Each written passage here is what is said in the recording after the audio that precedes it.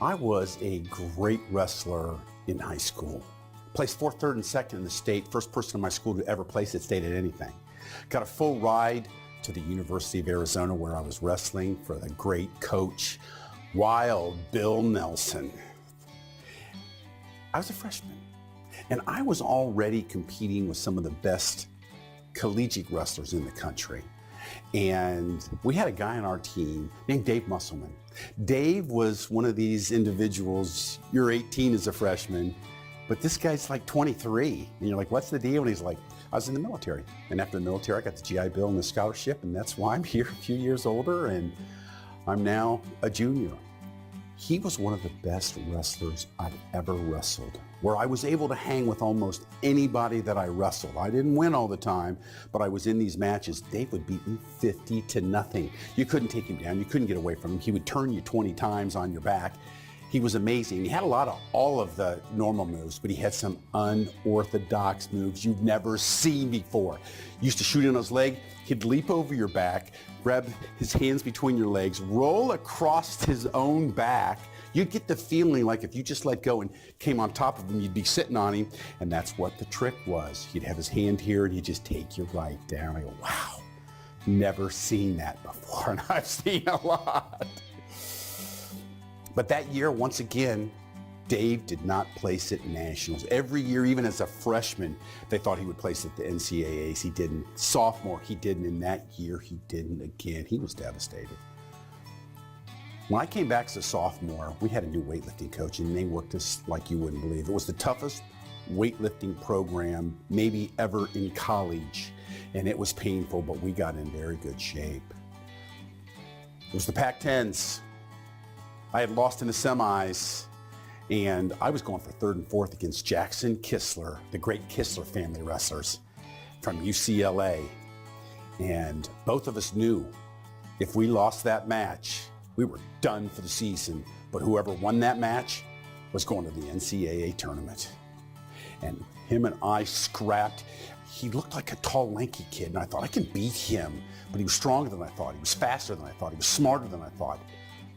And he had me 4-2 with 30 seconds left. Then it was down to 15. And he shot right in on my leg, and all he was going to do was hang on. I couldn't break his hands.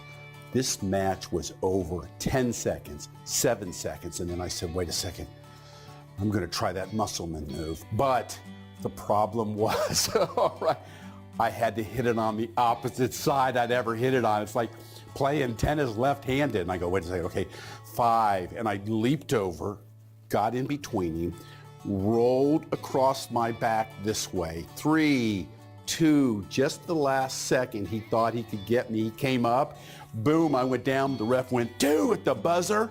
And I tell you what, the ref even said, did he get that in time? And they said, yes, he did. And they go, overtime. My season wasn't done. It was a second chance. We went to overtime, and I shot in low, took him down. I was ahead the whole time. It was close. It was touch and go at the end. I won that thing 5-3. Jackson was done. He went on to become a 2-time All-American in the future, one of the great ones. But that day was my day. I went to the NCAAs just assuming I wasn't going to be able to do anything. I had to, out of the 36 people there, I probably was the 36th worst. Won my first match against the Division II runner-up. Then I lost 16-3 to a guy named Charles Shelton from Oklahoma State. He was an absolute animal beast. Thing I did on him, he just countered. If he didn't go to the semis, at least I was out of the tournament. Season was done. But he won a couple of overtime matches, and he went to the semis where he lost. But I was back in this tournament. I won 7 matches in a row. I was unbeatable that day. And then for 3rd and 4th, I had to wrestle Charles Shelton again the next day. I took a different approach. I shot. I went and shot. Came down to the last second. I beat him 10-5. I was 3rd in the NCAAs. And you know what? It was probably the greatest moment of my wrestling career. It's all about some luck, some timing. There's such a fragile difference between success and failure that you just never give up and you concentrate and you focus and you go to the end. Unfortunately, Dave Musselman, he did not place again. The most dominant wrestler I ever knew on our team did not place in the 4 attempts that he had at the NCAA tournament. And I remember that summer, people were celebrating my great third in the nation NCAA Division I All-American. And I told my mom, I said, I'd like to write Dave Musselman and just tell him how much I care about him, just how much he meant to me. I think I'm almost embarrassed to do that.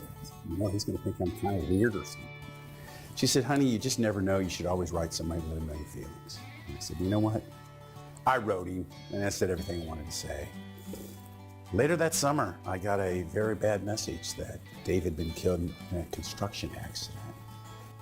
And it was devastating for all of us. The most powerful man, weighing 190, that's invincible, dies in a construction accident. It really shook us big time. And obviously it was upsetting. I remember the next year I was talking with a friend on the team and we were having a toast. And I said, boy, I miss Dave Musselman. He said, I did too. I said, I wrote him a letter. I don't even know if he ever got it. I don't know if he ever read it. My friend said, oh my God, I live next to him. He did read that. I go, what? He goes, oh yeah. He came over to my house and he said, look what Tom wrote me. It meant so much. There's a couple messages here. Work hard, don't ever give up. You're gonna have your chance and maybe it goes your way, maybe it doesn't. Secondly, if you care about somebody, don't ever